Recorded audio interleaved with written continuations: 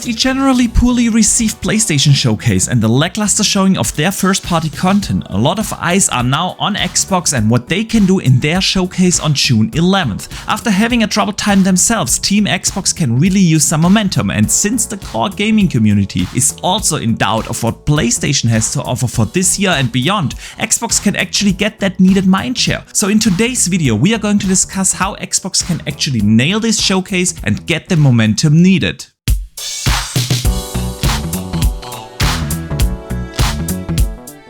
Hello gamers from around the world, this is Boxenberger, the video game enthusiast from Germany, with my latest video. And boy, this is probably going to stir up some conversations because, well, the PlayStation showcase was supposed to be this big thing where PlayStation finally lays out their roadmap besides Spider-Man and Wolverine, but rarely have I seen so much criticism around a PlayStation show. So we are going to discuss how Xbox can actually nail their showcase and finally get some mindshare and momentum going for this generation and hopefully actually become a more important competitor for the market leader that is Sony. And should you end up enjoying this video, it would be absolutely awesome of you if you could do me a favor and hit the like and subscribe button and maybe even share this out on social media to get the conversation rolling. Thank you guys, you are awesome, and now let's talk about what Xbox can do in their showcase on June 11th to actually hit a home run and put up a proper fight for competition against Sony. Because yeah, like I said in my intro, Xbox has had a rough time this gen. After the announcement of the Series X and a little later the Series S, gamers were actually super excited around Phil Spencer's visions for this generation. They had the power narrative, they laid out a proper roadmap with major AAA games like Hellblade, Fable, About and so on, and they had the best bang for the buck with Game Pass. But then they had to launch the console without any first-party content. We've heard the stories about the tools not being ready, and so they kinda lost the narrative around power. And when, after 10 months into the generation, Forza Horizon 5 and Halo finally came out, they were not able to bank on their biggest IP with Halo. You guys know what happened to Halo Infinite post-launch, and then they had 18 months of no major release up until Redfall, and well, you also know how that went. In parallel, the discussion around Xbox was not about exciting games or the great value that is Game Pass or the incredible ecosystem that Xbox offers to their customers. No, it was around the Activision Blizzard acquisition, and like so many people, I just got tired about the constant news on that deal, and when it finally was supposed to be over, the deal got blocked by the CMA and it will drag on now forever. And we know that Sony is usually a super aggressive company that does not play nice, and they had some momentum with great releases in 2022 with God of War, Horizon Forbidden West and Gran Turismo. In addition to that, there are PS5s actually in stock, and Xbox Series X consoles are still relatively hard to get, and so it's no wonder that the sales numbers of PlayStation picked up significantly, and in almost all territories outside of the US, PlayStation is outselling Xbox at an even higher pace than they did last gen. And I don't have to tell you that this is not healthy because PlayStation already has this audacity to simply do what they want to do in the market. Take for instance the example of the start of this generation, where they simply increased the game prices and a little later the console prices, and they didn't even get criticized for it. And yes, you can blame mainstream media for that, but of course mainstream media writes the articles that will get them the clicks, and with PlayStation being the market leader by a long stretch, pro-PlayStation articles simply will generate clicks. And you could argue that this is maybe the problem with my channel and why it's still so small, because I'm not playing that game, but I'm digressing. The point is, PlayStation really needs some competition, and for the first time in a long time, Xbox has the chance to actually put up a proper fight against this market leader, because what PlayStation has shown during their showcase was underwhelming on so many levels. Their focus on games as a service titles really brought them criticism from their own core gaming community. The showcase, mainly being a third-party showcase, was also not what PlayStation fans tuned in for. So generally speaking, we have no idea what the classic PlayStation studios are working on, and it kind of looks like PlayStation has a very empty 2024, and if Xbox plays their cards right on June 11th, they can actually put the foot down and gain the momentum needed to actually put up a proper fight for competition. So what do they need to do? I think the most obvious thing is that they need to give confidence to gamers that they have an incredible 23 and 24 with a lot of AAA releases. Sounds so easy, I know, but again, their biggest competitor PlayStation has for the first time in like over a decade, skepticism in their own community about the continued delivery of big AAA blockbuster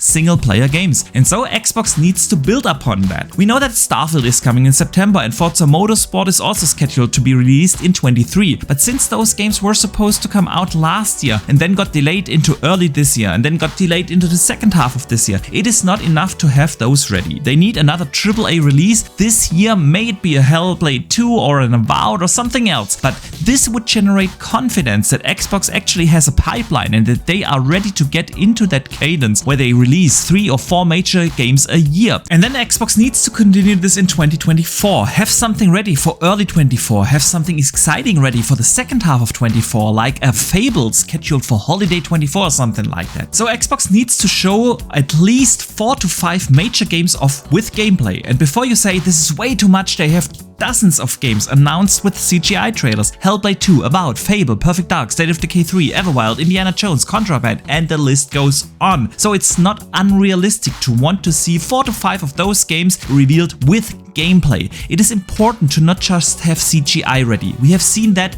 with the PlayStation showcase. Xbox needs to show some AAA games with incredible graphics. And I know good games do not rely on good graphics alone, but games with photorealistic graphics are simply system-selling games. So Xbox really needs to find the confidence to show games in-engine earlier than they have done in the past. Look, if the narrative is that people are not convinced that PlayStation has something big coming from their Naughty Dogs or Santa Monicas or something like that in the year 24, if that's the narrative, then Xbox has to step in and show people that they can fill that void. Show us gameplay from Hellblade 2, not the Unreal Engine demos that we've seen, but show us what combat looks like. Then show us what Avowed looks like running in UE5 and how epic that experience will be with having a proper funding of Team Xbox and more than enough development time. Show us what those wizards of insane graphics at Playground Games can do with a high fantasy, single-player, third-person action RPG, aka Fable. The message that Xbox can deliver this time is that if you want great single-player games that truly look next-gen, if you want multiplayer games done right, and all that for significantly less money thanks to Game Pass, then look no further, the place is Xbox. They don't have the chance too often to actually deliver this kind of messaging, but with PlayStation stumbling right now, it is time to stop the kumbaya mentality and change the narrative. And all of this is not too unrealistic considering how many games Xbox has in the working and how long those games have been in the making. It is nothing impossible to ask for Microsoft to have one more game for 23, have 3 to 4 games for 24, and to actually show games off with gameplay. In addition to that, they have the chance to simply announce new games that we have not heard before, that excite the community, something that PlayStation failed to do in their showcase because we have no idea what id Games have been working on, ZeniMax Online, Compulsion Studios, In Exile, or even studios like the Coalition. So if Xbox finally decides to not hold back for once, they could make this an absolute home run for them. Of course, almost every content creator out there will tell you to temper expectations, because usually that's the smart thing to do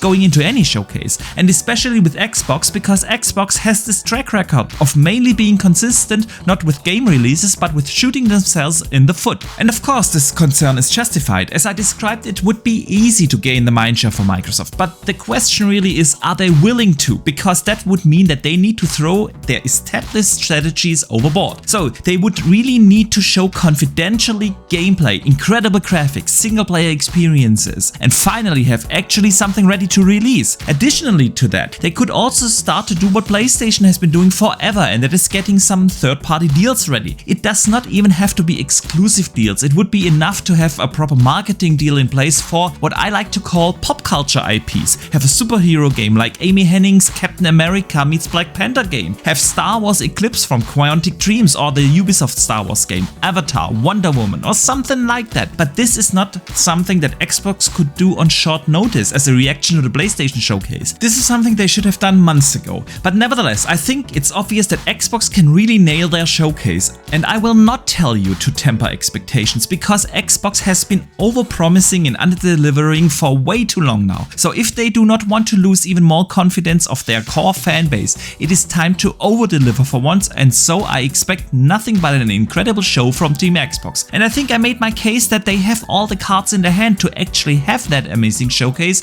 on June 11th. So I definitely want to hear from you guys in the comments down below. What do you think Xbox needs to do to make this show a home run? Because I think we all do want Team Xbox to get a big momentum and put up a true competition for PlayStation, because this is healthy for Xbox gamers, this is healthy for PlayStation gamers and the entire industry. Strong competition is key to have PlayStation, Xbox and Nintendo for that matter at their best. But for now I want to come to an end of this video. It's showcase season, guys, which is always an exciting time for gamers, and to get ourselves excited for the big Xbox show, we are going to have a live prediction podcast the day before the Xbox show on Saturday, June 10th at 2 PM Eastern, 7 PM UK time or 8 PM Central Europe, with around 15 different creators to predict the Xbox showcase. And of course we're going to have a live post show right after the Xbox and Starfield showcase to discuss everything that happened at the Xbox show 2023. But for now I hope you enjoyed this video, and if you did so, please do not forget to hit the like and subscribe button as well as the notification bell on your way out of here. And besides here on YouTube, you can also hit me up on Twitter, where I share a lot of opinions and gaming discussions. But for now, thank you very much for watching. I see you the next time, and game on!